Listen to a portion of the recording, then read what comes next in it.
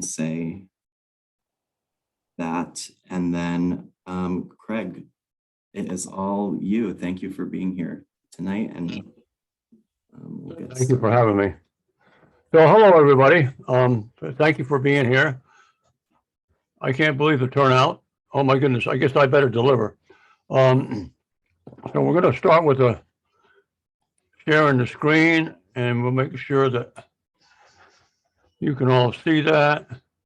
And let's see, who can see? So Ari, you can see that slideshow, correct? Yep, we're good. Okay, all right. Let me get into from the beginning. Come on.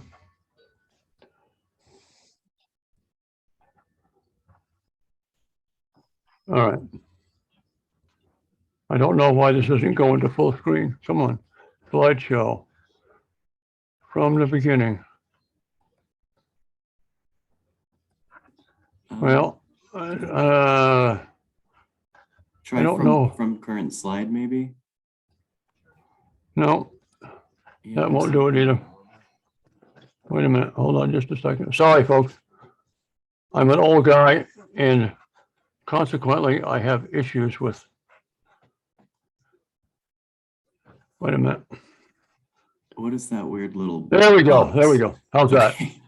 Perfect. Okay. All right. So, all right. Let me get going here. What I'm going to try to do tonight is I've got basically 45 minutes to teach you 60 years worth of gardening, and that's impossible. So on this first slide, it's got my email address there, cfloyd@dpnc.org. And you are certainly welcome to email me and ask questions that you might have. You're going to get this PowerPoint as well, and you'll get the recording. So you'll be able to catch up on some of the stuff.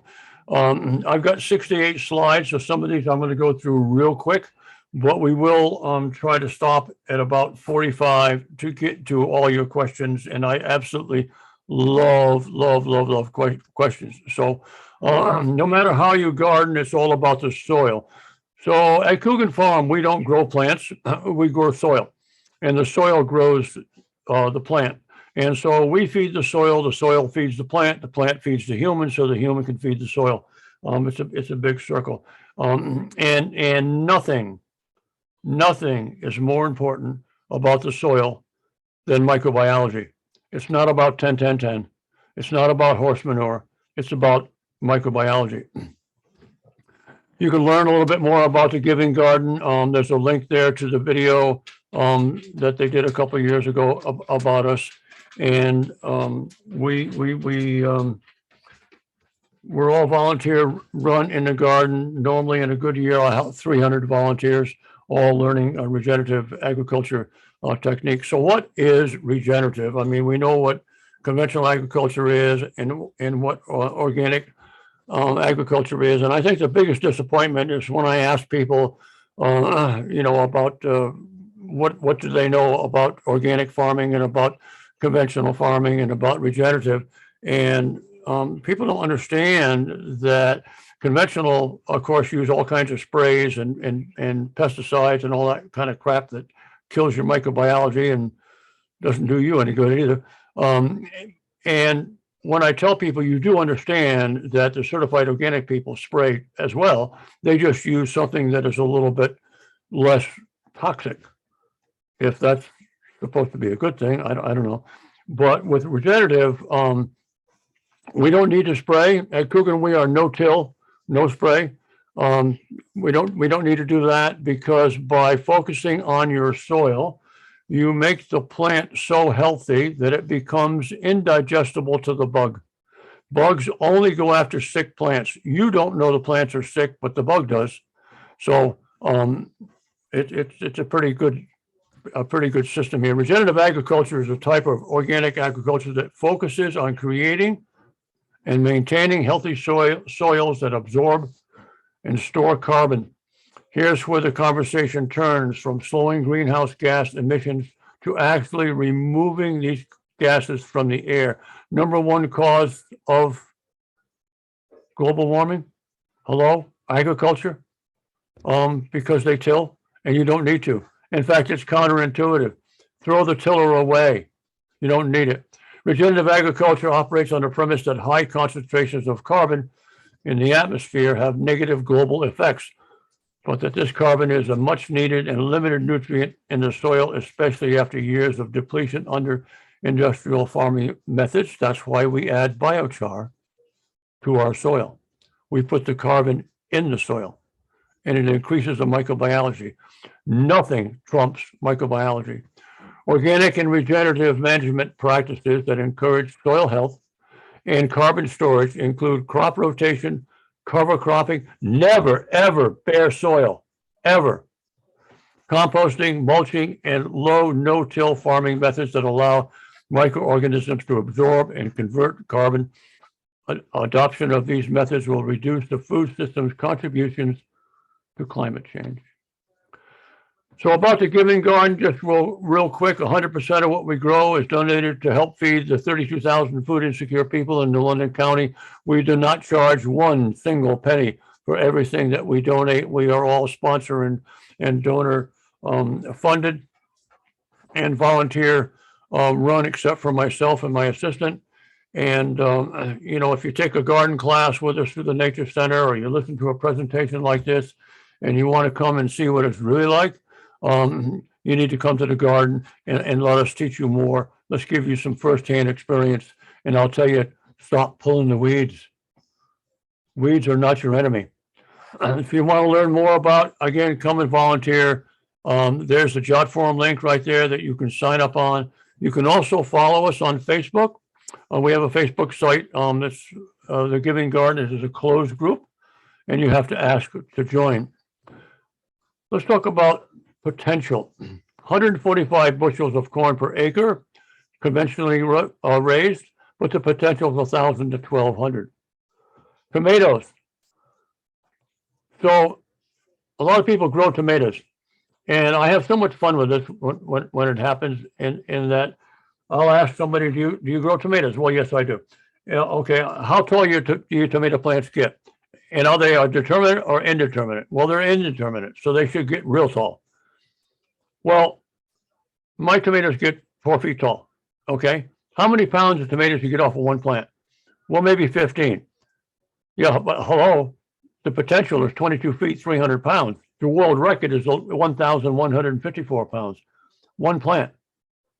So you're not reaching your potential, which means instead of planting 25 tomato plants in a 4x8 bed, if you plant 2, you're going to get more tomatoes than the 25.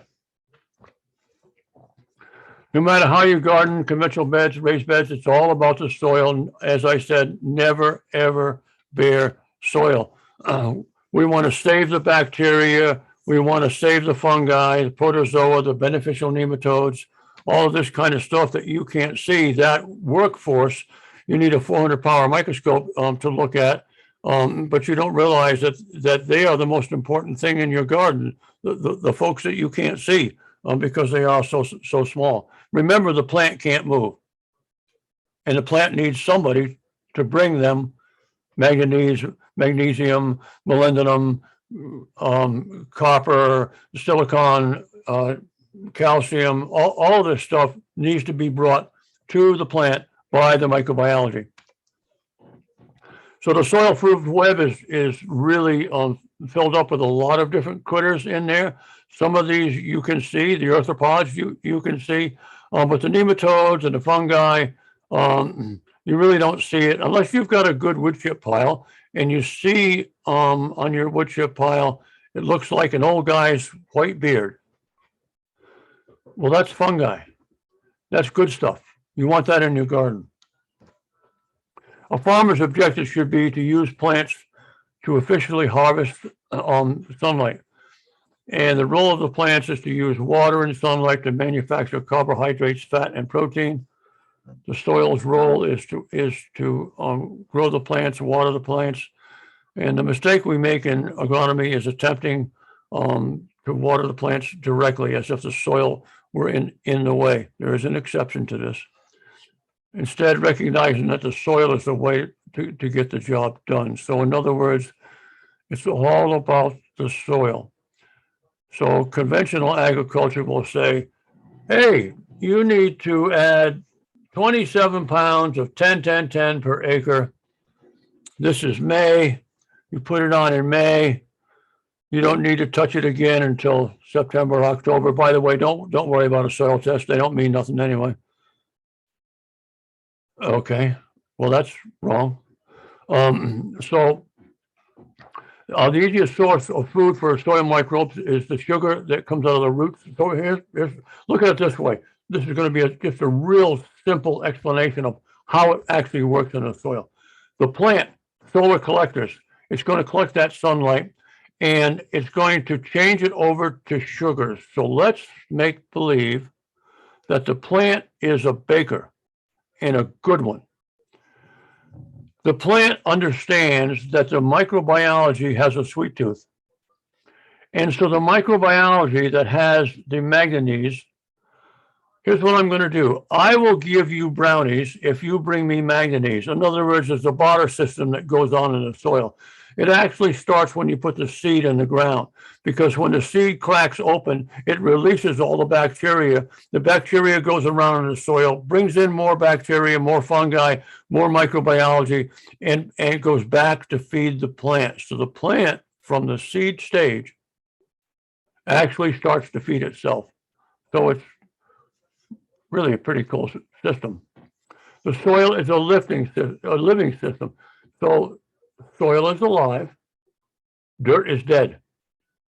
Remember that. That's very, very important. The biological aspect of soil is the reason our ground and surface waters are polluted, and people can actually make a living off the land without taking off-farm work or subsidies. So you need to appreciate soil biology and all that it does. It's essential to improving soil health. And I'm going to go through these slides pretty quick, and we want to get to the meat of the presentation, as it were. So bacteria. Now, we have all kinds of different kinds of bacteria and microbiology. That's fungi right there. Nobody ever looks at this stuff through a microscope unless you're taking a soil biology class, and then you start to understand what it is you have in your compost pile and what it is you have in your garden beds. Is it good stuff? Is it bad stuff? Right? This is going to the nth degree. Remember what my job is. My job is to feed 32,000 people that don't know where their next meal is coming from. I only have 11,800 square feet plantable. I will do whatever is necessary to get as high production out of every square inch as possible. And so some of the stuff that I use, the home gardener would never do this stuff, because, okay, what difference does it make whether I get 10 pounds of tomatoes or 25? Well, your neighbors might think it makes a difference, but really it doesn't. But with me, it does, because I got to feed more people. Protozoa, I think you guys probably remember this from high school classes. You can see some of these different things. They're not that pretty when you look at them under a microscope, but they are there. And nematodes. Let me stop here for just a second. Most folks know that there are root-feeding nematodes sometimes when your plants aren't doing too well. It's because you've got root-feeding nematodes in the garden. But nematodes are actually your friends, because when you buy, and you can buy them from Arbico Organics, ARBICO, they're in California. You can buy beneficial nematodes, and they come in a little package, and it looks kind of like cornmeal. And you mix it with water, and you put it on your soil, and these nematodes go into the soil. Now, all of those squash bugs that are just waiting for you to plant your zucchini, or the stink bugs, or the flea beetles, these nematodes go in the soil, and they catch those bugs in the grub stage, and they go in there, and they basically suck their guts out, and they kill all those things. So your pest pressure goes down, which is a good thing. You don't need to spray. Arthropods, bees, ladybugs. We typically put 30,000 ladybugs into our garden every year. We use a lot of natural pest control. Again, all from Arbico Organics. I would suggest that you go there and look at what it is that they have, And if you have some idea about what bugs are in your garden, you can put that into the system there at their website, and they'll tell you what the solution is. You know, do you need green lacewings or minute pirate bugs, et cetera, et cetera. So anyway, earthworms. You need to buy worm manure. It's called worm castings. Castings is another word for manure. There really isn't many amendments that are as good for your garden as earthworms. They eat all kinds of stuff. They feed on your compost. They're pooping all the time. Every time they poop, that's adding good stuff to the soil. You use it in your potting soil when you're growing the plants inside in your dining room or your kitchen window, or if you've got a plant light set up and you're using something like that, you need the earthworms. I don't care where you get your compost from. You need worm castings. Green Earth, Ag and Turf is one place. Wiggle Room. Also, the Worm Ladies in Rhode Island. They're all good places to get castings. We typically use about 1,900 pounds of castings in our garden every single year. So you need to know what's in your growing medium. Is it soil alive? Is it dirt dead? Choose wisely. The best choice locally is a raised bed mix of growing medium that comes from Earth Care Farm in Charlestown. They're great, great people. If you want let me back up a little bit. Gardening is like driving a car. In that, are you driving an old beat up farm truck that when you go through downtown Mystic, everyone goes, ha, ha, ha, ha, look at that guy, that piece of junk truck? Or are you driving a brand new apricot colored Lamborghini? That's kind of what we're going with gardening. And so you can get really good compost, or you can get compost that will do the job for you. But you do need compost. It is vital, especially if you want to save on water and you want to keep your microbiology around. They need something to eat. So this was a price for 2021 for a bag of the raised bed mix. You can go there in your car. Again, they're very, very nice people. And if you want to, you can get a yard of it. You can also do it by this, what's I want to say? It's triaxle load, the big trucks. They'll bring you 20 yards if that's what you want, if you got a big enough garden. There's other places to get growing medium for your beds as well. Pequot Plant Farm in Pawcatuck, Holdridge's Home Garden and Nursery in Ledyard, Fleming's in Stonington. I really like the folks at Fleming's. They're wonderful people. Yes, you can even get it at Home Depot and Lowe's. So there is all kinds of potting soil, growing medium out there, and it runs a gamut from, okay, this will grow stuff, to if you put it in there, it's going to explode into the biggest plant you've ever seen. So you just have to make a choice of what do you want to do. You want the cheap stuff because that's all your budget will take, then start off with that. The key is there is no mistakes in the garden. There's only teachable moments. Get a seed in the ground, even if you do it wrong, doesn't matter. Get a seed in the ground, grow something. You don't have any ground? A 5-gallon bucket. Grow it in buckets. Grow it in grow bags. Grow bags are wonderful. So just get something growing. It makes a difference. If you want free compost, there is free compost at the Stonington landfill.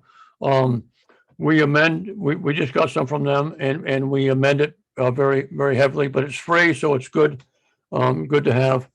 And but no matter what you use to fill your garden or your raised beds or your pots or whatever, you really need to do a soil test. You really need to understand what is in your soil and what do I need, because Having that knowledge will allow you to feed the soil and through a foliar, which means you're putting liquid on the plant leaves. You can feed the plant whatever it is that they're missing. So I recommend Logan Labs. I don't work with Yukon. I work with Logan Labs. They understand regenerative farming. I know what all of the targets are. I can give you all that information. If you want to take a soil test of your garden and email that to me, I'd be more than happy to read that for you and suggest what it is that you need. Do not send me a soil test without first telling me exactly what is your square feet plantable. If you have a 4x8 bed, I need to know it. I cannot tell you how much calcium you need in your garden unless I know exactly what your plantable area is. I don't care about your walkways. So besides a soil test, there's other things that you need to do. The minerals that are in our soil are basically gone. Our bodies need 104 minerals. Azomite has 67.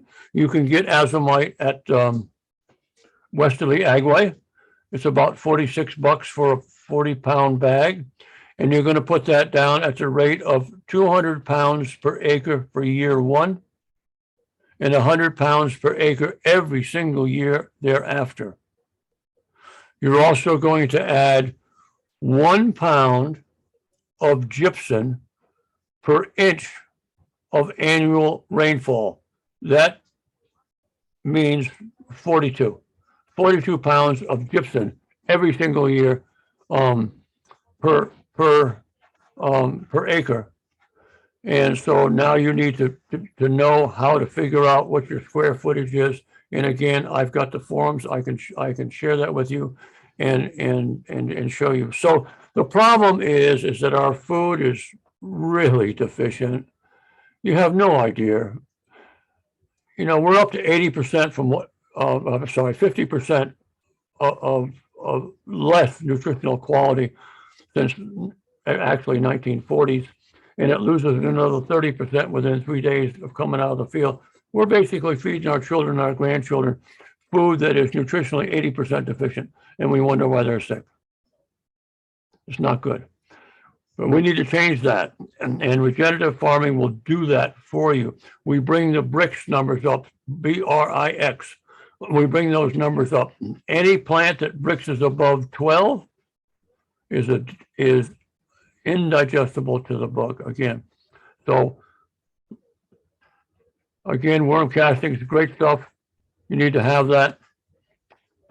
This is a little verbiage about why they're so good. They don't burn the soil. They help the soil stick together, and they move a lot of stuff around. Now, I'm not talking about the jumping worms. I'm not going to address those tonight. We're talking about the red wigglers or the kind of worms you'd use if you're going to go to Maine fishing and fish for a few hornpout.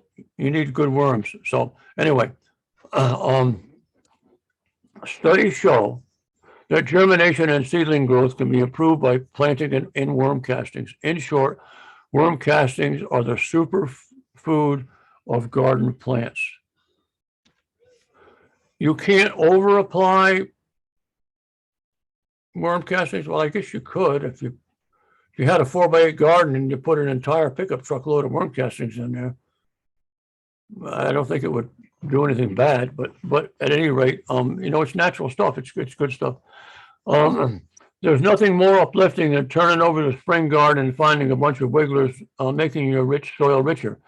You can buy fine quality worm castings and use them for your potted plants or to dress your tomato plants and expect all the benefits. Now, let me be clear that when we prepare a bed, all of our beds are 30 inches wide and anywhere from 50 feet to 140 feet long.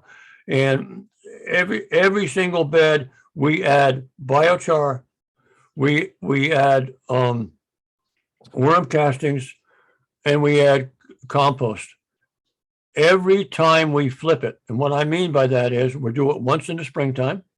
And then when I pull one crop out and get ready to put another crop in, we do it all over again. So constantly having a really highly nutritious diet for the soil. Again, Green Earth, Ag and Turf. You can get stuff from them. I would recommend that you make note of that website, because we're also going to talk about quantum that comes from Green Earth, Ag and Turf. If you can take nothing else from this talk tonight, you want to buy quantum. It is all microbiology. I don't care whether you're growing houseplants or whether you're growing 1,000 acres. You put quantum on it, you'll see plant response in 2 days. And while I'm talking about plant response, it doesn't make a bit of difference what you think, what I think, what the scientists think, what the agronomist thinks. The only thing that matters is what the plant thinks. What is the plant response? You do something to the soil to affect the plant. How does that plant respond? That is the most important thing. So, all right. So I know I've gone over that part real quick. Well, we've talked about the compost, the soil worm castings, deficient amendments as per your soil test. Azomite, you want to make sure you put that on there. One other word about azomite, typically with amendments. So you look at these beds here, you can see 2 beds. With amendments like manganese and boron and silicon and phosphorus and whatever, you're going to put it just on your garden bed. You're not going to put it in the walkways. But with azomite, you're going to put it on your entire garden 10 feet outside of it. Also, if you got fruit trees, azomite. Soil health is dependent on the plants and the microbiology, and all starts with the seeds. Every seed needs an inoculant. It's not just about legumes. It's not just about peas and beans. The best inoculant on the market is BioCoat Gold from Advancing Eco Agriculture. It is expensive. It's about $60 for a pound. However, you only need a pinch, just a pinch in a seed packet. What an inoculant will do for you is it will increase the success of your germination. It will boost the plants to all germinate pretty close to the same time. And for you as a gardener, the advantage of that is that if you're going to flip your bed, so you're going to grow something in the springtime, something in the summer, something in the fall, and you're going to grow right through the winter. There's no, gardening don't stop. You can grow year round. You don't need heat.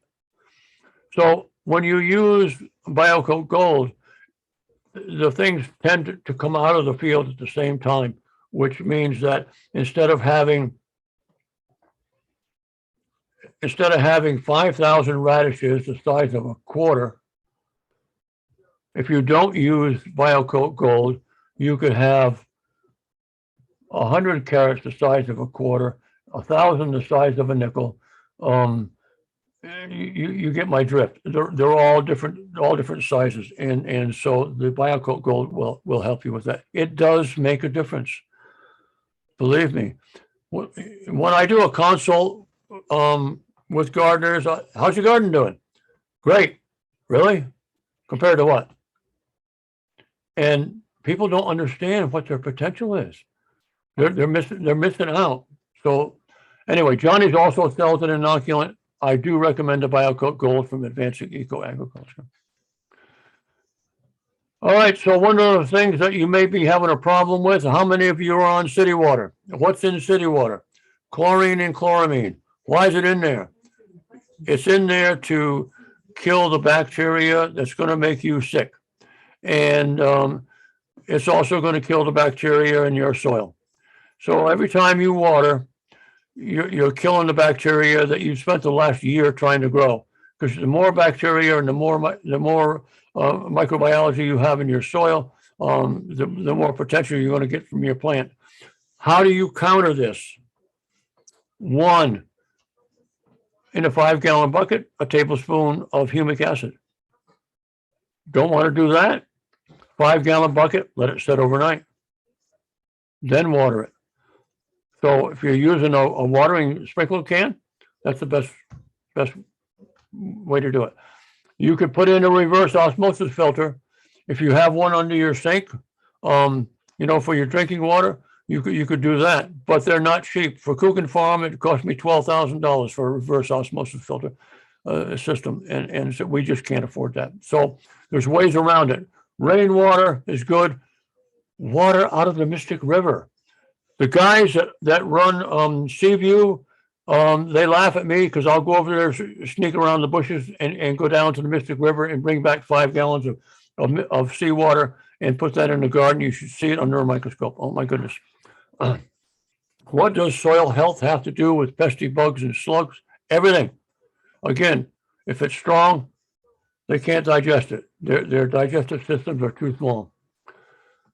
Part of soil health is never having bare soil. Growing plants, vegetables, fruit, cover crops. Change your mentality. Think of plants as, or soil as teenagers. If you don't feed them, they're not going to work for you. And so by having a cover crop, multi-species cover crop, 25, 30 different plants, cover crop in there, you never want to have that bare soil. And I could give you a whole list of different crops to use for a cover crop. It will enhance your production and the health of your soil. Always mulched. And we are so lucky to live in Mystic, Connecticut and have free seaweed. Oh my God. You're not using seaweed in your garden? We'll get to that in just a second. Feeding your garden. We use a foliar feed. Plants want to be watered at 8 o'clock in the morning. That's right, 8 o'clock in the morning. Because that's when the stomata open on the back of the leaves. And so when you're doing a foliar, you want them open to get the foliar into the plant. So it's like doing an injection. It makes a huge difference. This will answer a lot of questions for you. This will be the best, I don't know what they cost now, $20, book that you can get that will help you really understand regenerative farming. And he's got a lot of recipes in there. Or you can come see me and I can help you with this. You can use compost to make a foliar tea. You can use the worm castings. You can use the plant to feed itself.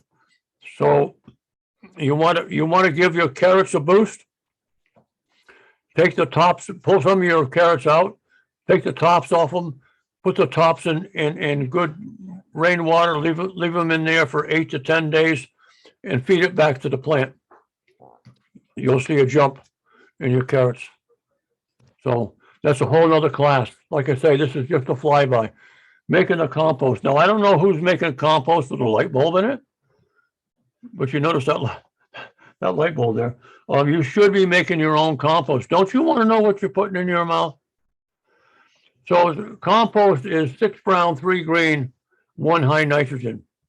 There's an actual recipe for making compost, but the most important thing is the temperature and the moisture. You want at least 50% moisture, better to have 75. How do you know it's 50%? When you grab your compost, you put it in your hand and you squeeze that ball real tight and you got 1 or 2 droplets coming out between your fingers, that's 50%. You got it running out between these fingers down here, that's about 75. It has to have the moisture to break it down. Again, we teach a class on compost, how to do that. So the garden should feed itself. And if you're not composting, you're missing out on some good stuff, because you get to be able to control that. So you can get one of these really round compost things that they'll do. Home Depot sells them. They're about 90 bucks. There's the link if you're interested. You can do compost like this. You have to remember to flip it. So you need a thermometer. 130 degrees, 3 days. Never over 150. If it gets to 150, you've got to flip it. If it gets to 170, it's gone anaerobic, which is not going to be good. Anaerobic means without oxygen. You want it to be aerobic. So you got to watch that temperature. All right, we already talked about the moisture in there. You can also use worms.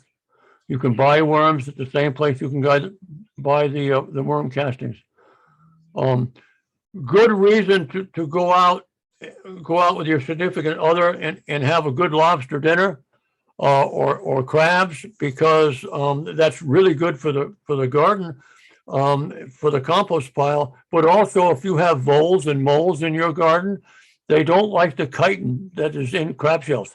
And so go out for dinner, save the lobsters and the crab shells, bring it back, put it in your garden, and those voles will skedaddle. Don't use chemicals. Jesus, don't use Miracle Grow, please. Don't not grow because you think it's too complicated, right? Thomas Jefferson said, albeit I am an old man, I am but a young gardener. So I'm 75 and I'm always learning, and I'll keep learning about gardening until the day I'm dead.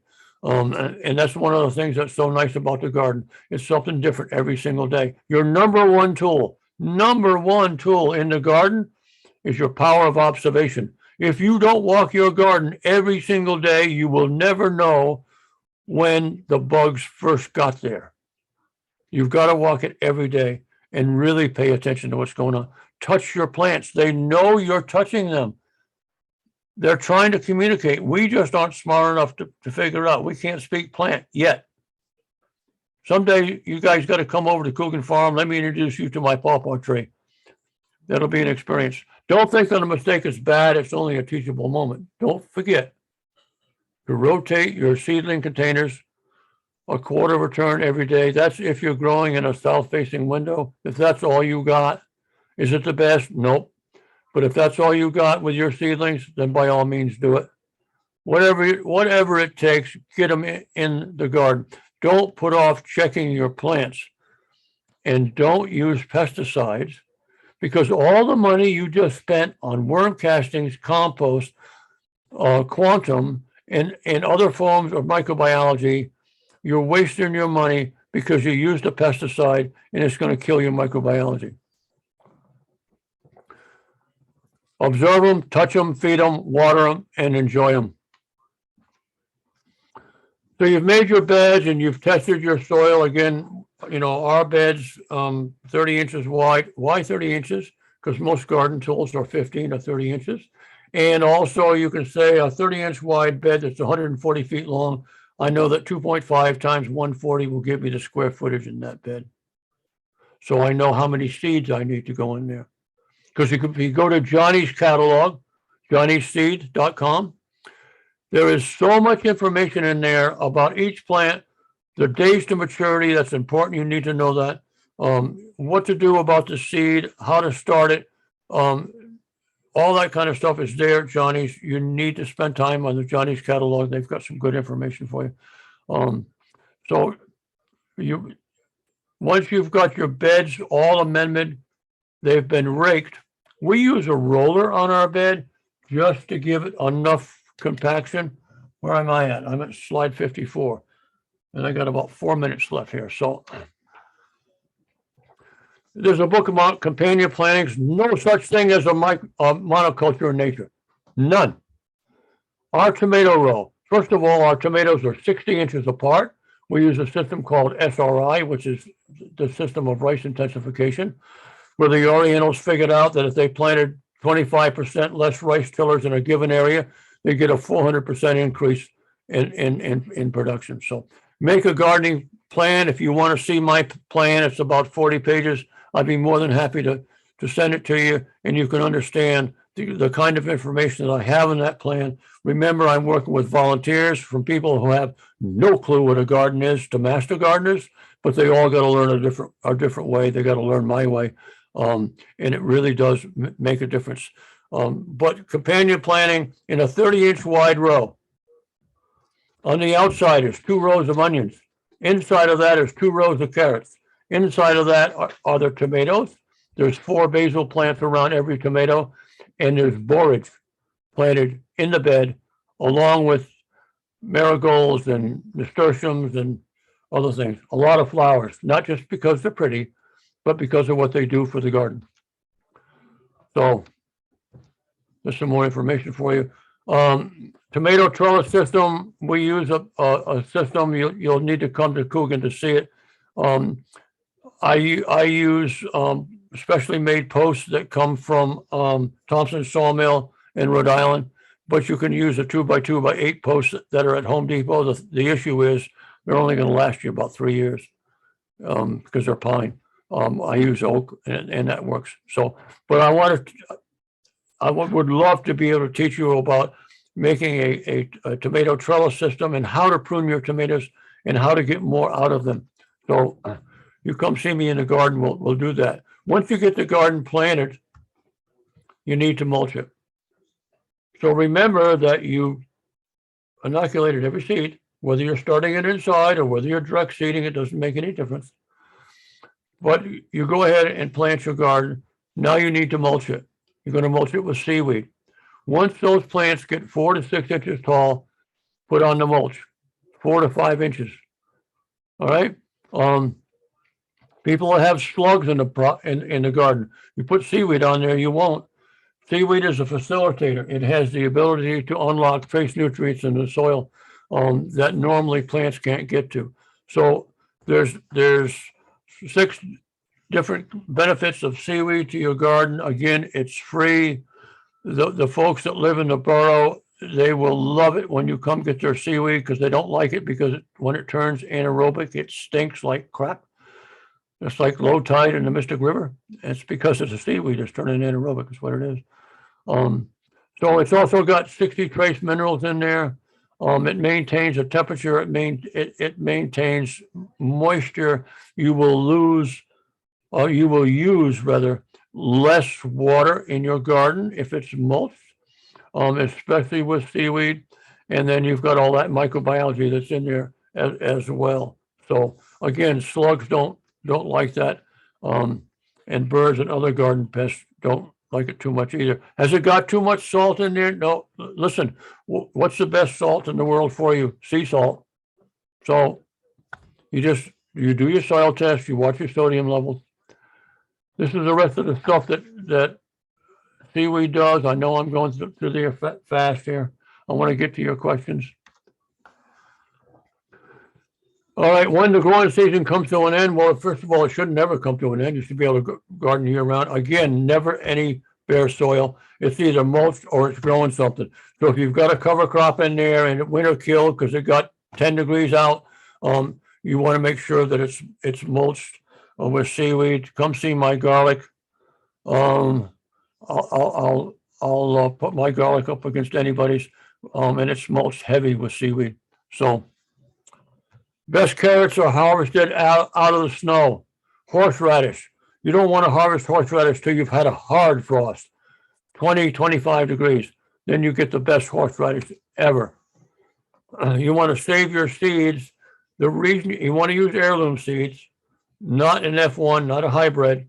If you use an heirloom seed, it will be the seed will be true to the plant. And also what will happen is that your seeds will develop a symbiotic relationship with your soil, and therefore your corn, even if we plant the same exact stuff, will taste different than mine because of your soil. Maybe better, may not, but the seeds will get bigger, the plants will get bigger, the plants will get healthier, etc. This is a potting soil amendment that we use. Digga is a farmer at Huntsbrook Farm in Quaker Hill. And so this is what we amend our potting soil with. And it really gets the plants off to a really good start. So the best way to learn about regenerative gardening is by doing regenerative gardening. And you can do that by coming to the farm. And if you just want to come and see and you don't want to work, that's fine too. I'm here to help you, to help you grow better. We've only got 56 years. If you don't believe me, check with the United Nations. 56 years of soil left on the planet. We need to change how we farm. And more people. I mean, look how many people signed up for this. I think he said like 80 for this class. And I'm sorry that I'm going so fast. I wished I had more time or more days. But I hope you've enjoyed that really, really fast overview of regenerative farming. And so now I'm going to come out of the screen share and I'm going to answer your questions. Okay. I have been furiously scribbling notes and keeping up with questions and everything. Thank you so much, Craig. And I mean, we'll just have to schedule more, right? That's all. Roger that. Okay, so I am gonna try to get to everybody's, and I tried to group them the best I can, but if you don't hear yours, feel free to retype it. So there are a lot of questions about issues with pests. I know you said you wouldn't address the Asian jumping worms. People also asked about dealing with worm snakes or with moles and voles, which you kind of touched on later. So, as far as the jumping worms, I've been told, and I can't say I know this works because I've done it. I'd be lying to you. I've heard that by adding biochar to your garden, that the jumping worms don't like it, and you put the biochar in the top layer, and they're in the top layer of the soil anyway. Biochar, if you know what biochar is, basically it is a system of, I'm not going to pronounce it right, paralysis. It is burning wood in the absence of oxygen, so that you end up with, if you've ever bought cowboy charcoal and how it clinks, that's actually a form of biochar. And then they put it through a machine that grinds it all up, so it ends up looking like coffee grounds. And you put that in your soil. I think it's 1 square inch of biochar. If you had a scalpel that was sharp enough to do it, and you cut that up and unfolded it, 1 square inch of biochar would cover a football field. And that's all kinds of places for microbiology to hide. And it increases your microbiology. So, did that answer that question? I think so. And you feel, if not, again, feel free to type here into the chat. And I'll just say to Craig, if you're okay going past 7 to handle some of these questions, we can. I'm usually up until 1 o'clock in the morning, brother. Okay. Well, I don't know if we'll go quite that far, but so how often does a soil test need to be done? And then also, why not work with URI or UConn for their soil testing? Okay. So I'm going to make a statement, and then I'm going to tell you what I just said is not true. We are learning, this part is true. We are learning more about soil science and biology daily. The amount of information that's coming through with the experts is incredible. So we've been using a soil test for 70 years. What else have we been using for 70 years that hasn't changed? Not much. So they found a better way to do it, and it's called a plant sap analysis. So with a soil test, your target for soil test for manganese is 90 parts per million. Parts per million times 2 equals pounds per acre. And so let's say you've got 17 parts per million and you need 90. So you need to add, most people would tell you to add manganese sulfate. The question is that manganese sulfate that you put in the soil plant available? Has it been chelated so that the plant can take it up? Just because it's in the soil has nothing to do with what's available to the plant. But you can get your, through foliar feeding, and doing an annual soil test. We usually do ours in the fall.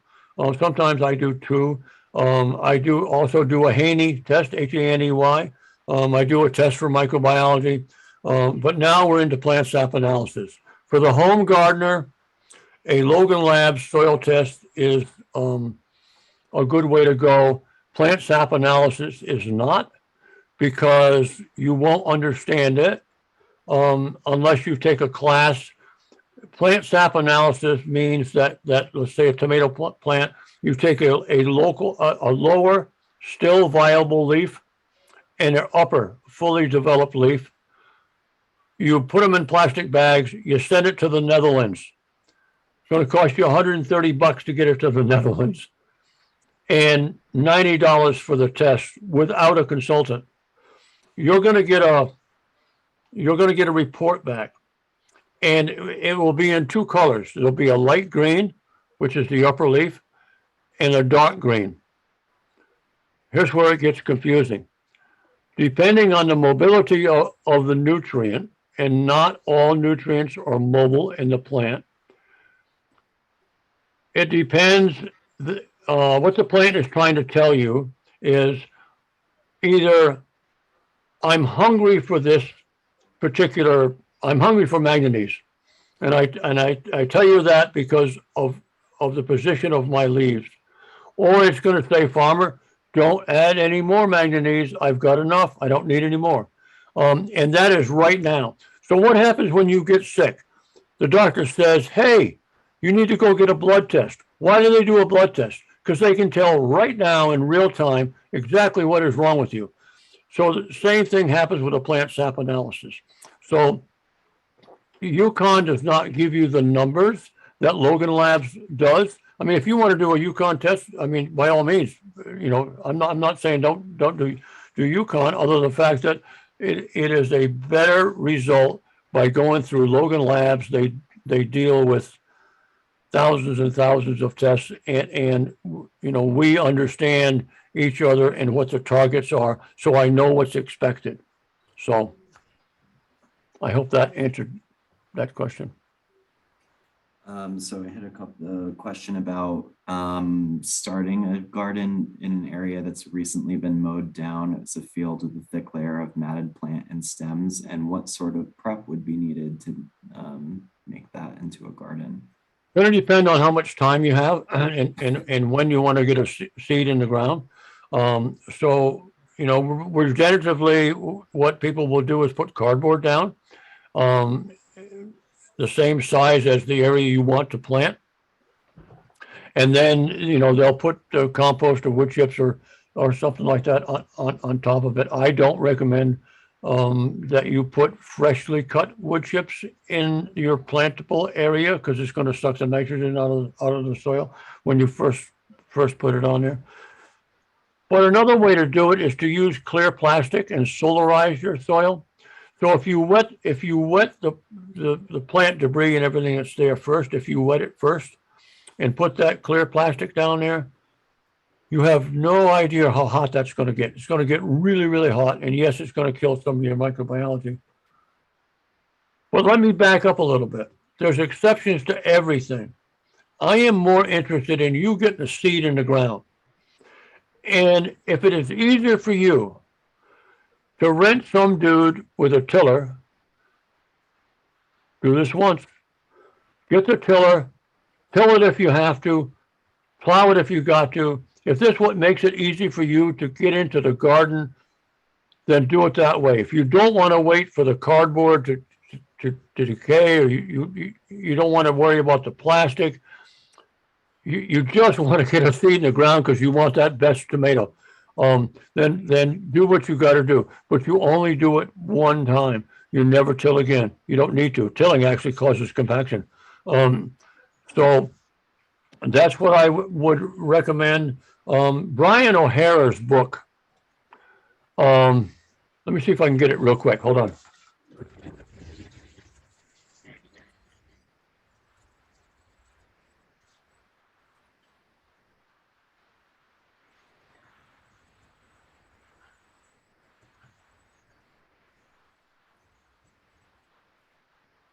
See that? That's Brian O'Hara's book. It's called No-Till Intensive Vegetable Culture by Brian O'Hara. You can get it at Acres USA. I believe it's on Amazon. He runs Tobacco Road Farm in Lebanon, Connecticut, and boy, he's got it together. That will really give you a very good, clear insight on how to farm regeneratively and how to make a new garden. Obviously, the easiest way to do it is raise beds, put a box down, fill it up. But it aggravates me when I see somebody with a raised bed, and the raised bed is 2 foot tall. They only got a foot of soil in there. Well, why did you buy a 2 foot tall raised bed if you're only going to put a foot of soil in? It doesn't make any sense. Fill it all the way up, and then 3 or 4 inches on top, because it's going to, with the microbiology, it's going to decompose and break down, and it's going to sink. So use it all. So by doing a raised bed, it's a very good way to get going with your garden. And then you can put those anywhere. And the guy that's doing your lawn, doing the weed whacking, is happy because he's not cutting any of your plants, and you're happy because you didn't lose your favorite squash plant with the dude with the weed whacker. So there is advantages to doing beds, raised beds.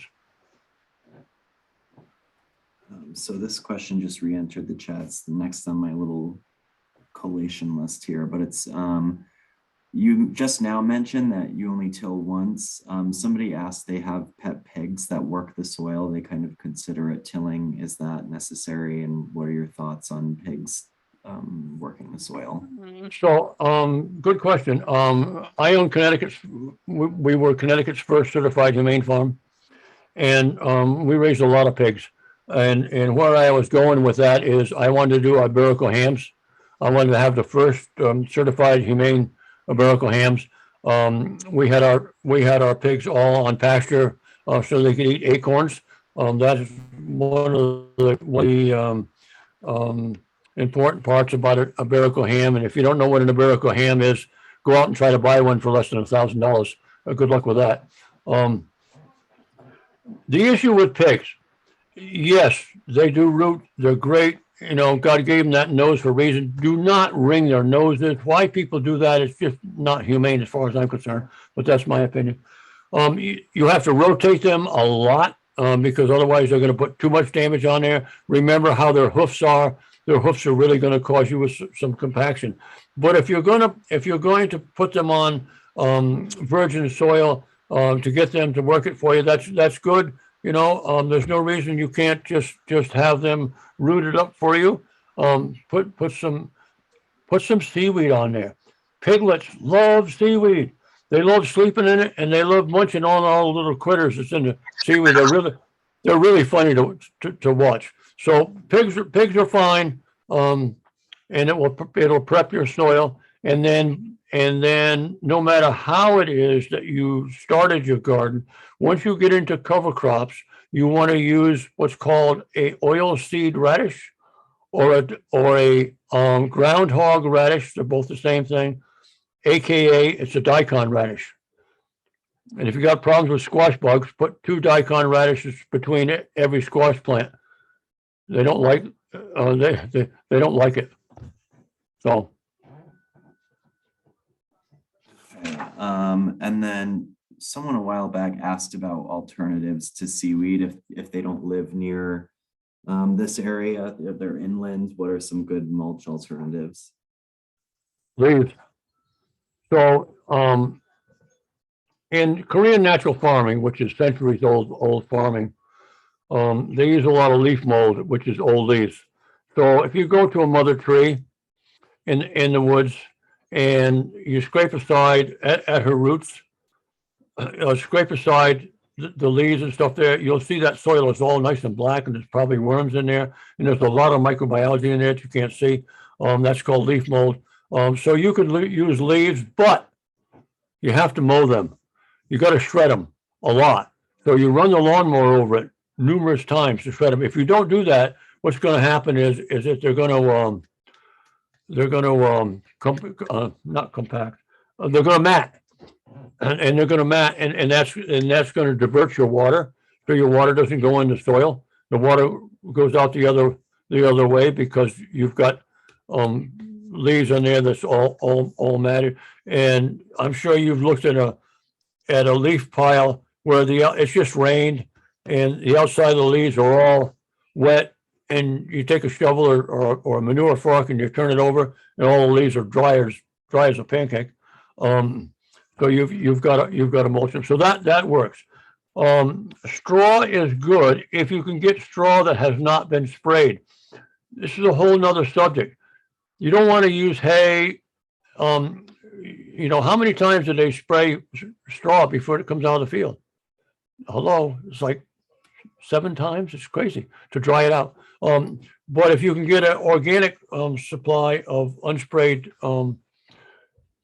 you can use that as well. But the leaves, most everyone's got access to leaves because the guy that's out there raking the leaves is throwing them over the stone wall, or he's burning them, and you're just wasting them. You got a big garden. You want to use those leaves. A lot of microbiology in there. And stop and think about, you got a 60-foot tall tree. How deep are the roots? 200 feet.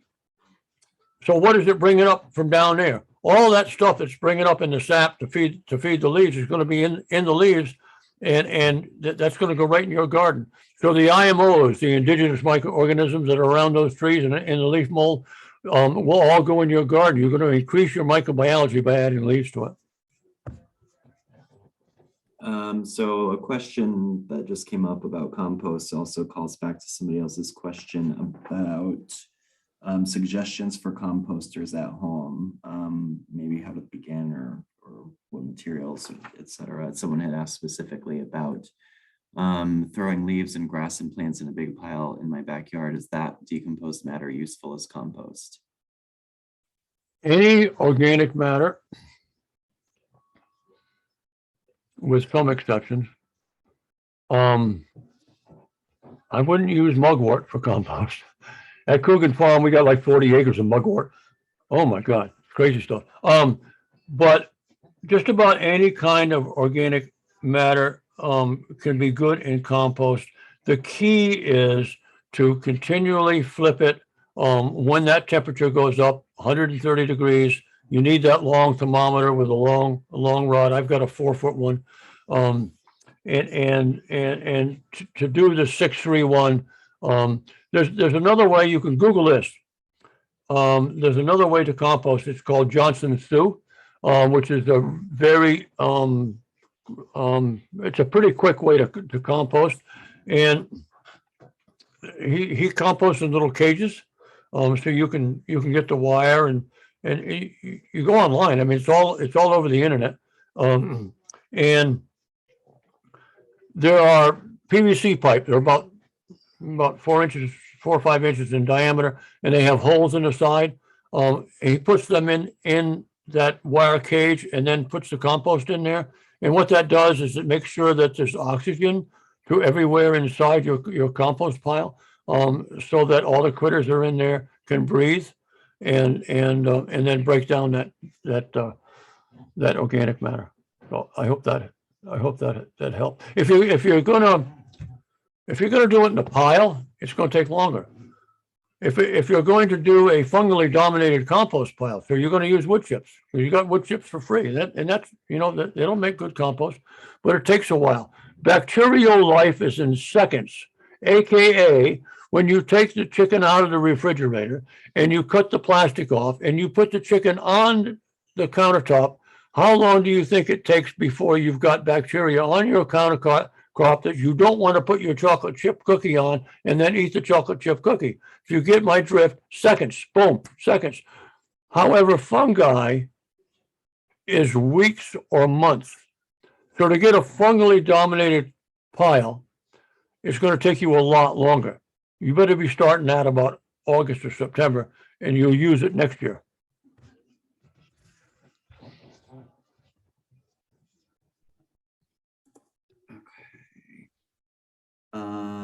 So a while back, someone asked if they bought Quantum from summer 2020, is it still good now? In 2020? Mm-hmm. Yes, but it's not as microbially active as when it was brand new. It is still an advantage to put it on your garden, especially through a foliar. Let me talk just a little bit about that. With us, we because I have so many volunteers, God bless them. I'm so lucky to have so many people, all walks of life, all ages. I mean, it's to see the kindness of people to want to be able to feed their community. It is absolutely amazing. So I have them walk around the garden with sprinkler cans, and they hold the sprinkler can up to get it onto the leaf, but that's not getting onto the bottom of the leaf. It drops off and it gets on the soil because we're feeding the soil, right? Because we grow soil, not plants, so to speak.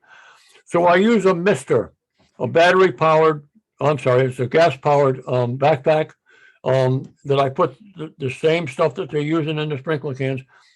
And if you've ever been out in a mist, you know how you get soaked, completely soaked, boom, more so than a rain. I don't know how that happens. It's with the size of the droplet or whatever. But when you use a mister, you can take those leaves and you can turn them up and get the underside. You can also do all your fruit trees, all your hedgerow. You guys do have a hedgerow, right? Whole nother class. You are growing a lot of flowers, right? It's not just to make it pretty, it's for the microbiology and the pollinators. So, you know, honeybees are lazy. That's a whole nother story. So anyway, I know I got off the beaten path on that one. That happens to me a lot. Now, I saw a question, but it disappeared. Somebody just asked a question. Yes, there's still several here. So I'm gonna encourage folks to reach out to you, Craig, by email. There's a lot of real specific, like, do you like this? Do you like that? And we can't really get to all of those. A few people though have asked about where to get is it biochar, biochar? Biochar. Biochar. So biochar you can make yourself. It's pretty easy. The problem is finding, and I'm having a hard time with it. I need to call Yarrington's. A 30-gallon steel drum. You need a 55-gallon drum and a 30-gallon drum. You can go on YouTube and you can YouTube biochar kilns. Or if you don't want to do that, you can buy it by the bag. You can buy it by the truckload. The best biochar in the area comes from New England Biochar. They are in Eastham, Massachusetts, right on the ocean up there in Cape Cod. Beautiful place that he makes the biochar. You know, we can talk about wood vinegar and the advantages of wood vinegar. And you know, if you cook, you probably use liquid smoke. That's actually wood vinegar. But it's called New England Biochar, and it's about a 3-hour drive to get it. There's nobody close by. You could get it delivered. You want to pay for the delivery truck? Good luck with that. That's not cheap. So the best thing is to go online, get yourself a couple steel drums, or there's other ways to do it as well to make a kiln to do biochar, and you can make your own wood vinegar as well. One of the most favorite things I love to do in February, March is sit out next to the wood fire, boiling down, you know, maple tree sap and making maple syrup. It's the same thing with a biochar. It's just something about it. So. Lots of thank yous. I think you'll have a lot more volunteers. We shared the link there so people they might already be in the middle of applying. Thank you. I'm gonna read this question and kind of we'll close here, and then let's work together. We can have some more of these on other topics. Oops, where did it go? This is related to the soil testing. If I grow in the front and backyard, do I need to test both areas? I can't answer that question without seeing it. So how far apart is it? is one area shaded and another not? Are they at two different altitudes above sea level?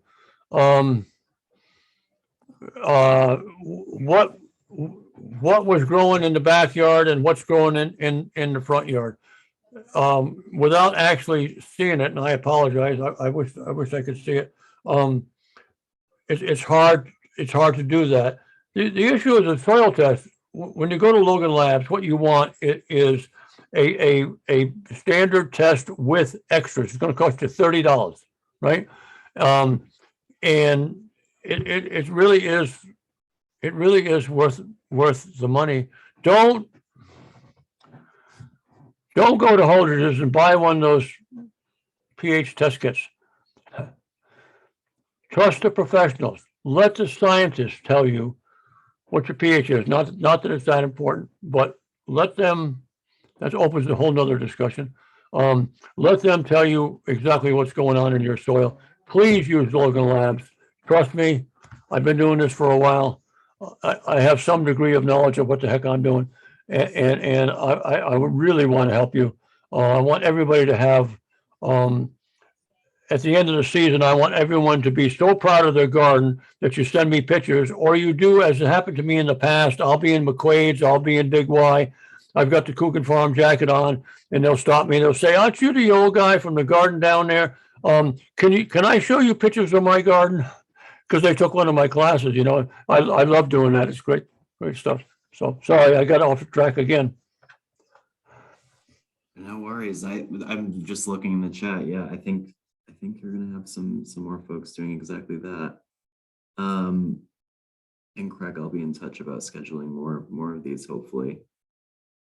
But thank you so much. I'm not exaggerating. I have like 5 pages of notes, and yeah, everybody's saying they're excited to watch again, and you have such a wealth of knowledge about this. So just well, understand that the only stupid question is the one you think is stupid and you don't want to ask it. How are you going to learn? If you don't ask the question, how are you going to learn? So whatever it is, ask the question and email me. You can text me. If you call me, good luck with that. I'm working 7 days a week. If I'm on the tractor, I can't hear my phone. I can't hear the thing anyway. So email is the best way. Sounds good. And a reminder, Craig's email is CC'd in the invite I sent out, so you can reach him through there. And I'll send a follow-up tomorrow with a few abridged little notes, the recording and the slides. And thank you folks for making it and being so engaged and asking so many questions. It's really great. And just caring about the topic and the giving garden and the seed library, all of it. It's been really encouraging to see you all. Well, thank you for having me. Thanks so much, Craig. This has been great. Roger that. We'll do it again. Sounds good. All right. Take care, Thank everybody. you. Thank you. Thanks. Bye-bye.